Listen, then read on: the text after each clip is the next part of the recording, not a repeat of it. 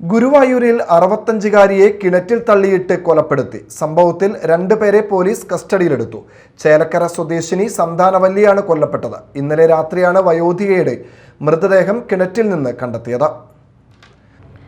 ഗുരുവായൂരിലാണ് 65-കാരിയായ സന്താനവല്ലിയെ കിണറ്റിൽ തള്ളിയിട്ട് കൊലപ്പെടുത്തിയ നിലയിൽ കണ്ടെത്തിയത്. സംഭവവുമായി ബന്ധപ്പെട്ട് പെരുമ്പാവൂർ സ്വദേശി സുരേഷ് കുമാറിനെയും ഇയാളുടെ കൂട്ടാളിയെയും പോലീസ് കസ്റ്റഡിയിലെടുത്തു. ഇന്നലെ രാത്രിയാണ് വയോധികയുടെ മൃതദേഹം കിണറ്റിൽ നിന്ന് കണ്ടെത്തിയത്. സുരേഷ് കുമാർ വാടകയ്ക്ക് താമസിച്ചിരുന്ന വീട്ടിലേക്ക് ഇന്നലെ സന്താനവല്ലി എത്തിയിരുന്നുവെന്നാണ് പോലീസ് പറയുന്നത്.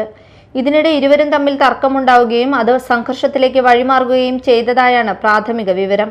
തുടർന്ന് സുരേഷ് കുമാറും കൂട്ടാളിയും ചേർന്ന് സന്താനവല്ലിയെ കിണറ്റിലേക്ക് തള്ളിയിട്ടെന്നാണ് അന്വേഷണ സംഘത്തിന്റെ കണ്ടെത്തൽ. സംഭവത്തിൽ പോലീസ് വിശദമായ അന്വേഷണം ആരംഭിച്ചിട്ടുണ്ട്. മരണത്തിലേക്ക് നയിച്ച സാഹചര്യങ്ങളും കൊലപാതകത്തിന്റെ കൃത്യമായ കാരണവും കണ്ടെത്താനുള്ള അന്വേഷണം പുരോഗമിക്കുകയാണ്. Media time, Guruvayur.